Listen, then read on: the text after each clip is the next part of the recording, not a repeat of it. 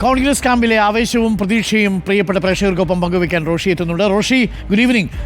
ഇന്നിപ്പോൾ കൊട്ടിക്കലാശത്തിൽ കണ്ട UDF സ്ഥാനാർത്ഥിയുടെയും അണികളുടെയും ആവേശം വോട്ടായി മാറിയാൽ അത് വലിയ ഭൂരിപക്ഷത്തിലേക്ക് നയിക്കുമെന്നാണ് കോൺഗ്രസ് നേതാക്കൾ ആത്മവിശ്വാസം പ്രകടിപ്പിക്കുന്നത്.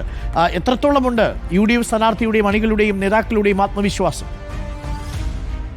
അരുൺകുമാർ, നിശബ്ദ പ്രചാരണത്തിലേക്ക് കടക്കുമ്പോൾ UDF-നെ സംബന്ധിച്ചിടത്തോളം 10 മടങ്ങ് ആവേശവും ആത്മവിശ്വാസവുമാണ്. കാരണം ഈ പരസ്യ പ്രചാരണത്തിന്റെ അവസാന നാളുകളിലെ പ്രതീക്ഷകളാണ് UDF-നെ നയിക്കുന്നത്. ആര്യാടൻ ഷൗക്കത്തിലൂടെ നഷ്ടമായ നിലമ്പൂർ തിരിച്ചുപിടിക്കാൻ കഴിയുമെന്ന ആത്മവിശ്വാസത്തോടെ തന്നെയാണ് നാളത്തെ ദിവസം വോട്ടർമാരെ കാണാൻ പോകുന്നത് UDF-ന്റെ പ്രവർത്തകരും ഒപ്പം സ്ഥാനാർത്ഥി ആര്യാടൻ ഷൗക്കത്തൊക്കെ. മറ്റന്നാൾ പോളിംഗ് ബൂത്തിലേക്ക് വോട്ടർമാരെത്തുമ്പോൾ UDF-ന് അനുകൂലമായി ചിന്തിക്കുമെന്ന് തന്നെ നേതൃത്വം കണക്കുകൂട്ടുന്നു. സർക്കാരിനെതിരായുള്ള ഒരു തരംഗം അലയടിച്ചു കഴിഞ്ഞാൽ വലിയ ഭൂരിപക്ഷത്തോടെ ജയിക്കാൻ കഴിയും എന്ന് തന്നെയാണ് ആത്മവിശ്വാസം.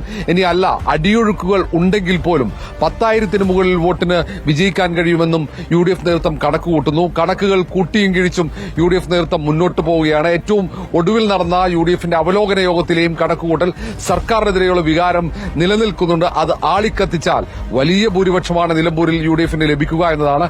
ഇന്ന് ഏതായാലും പരസ്യ പ്രചാരണത്തിന്റെ അവസാനം കൊട്ടിക്കലാശം അത് വഴിക്കടവിൽ നിന്നാണ് UDF സ്ഥാനാർത്ഥി ആര്യാടൻ ഷൗക്കത്ത് തുടങ്ങിയത്.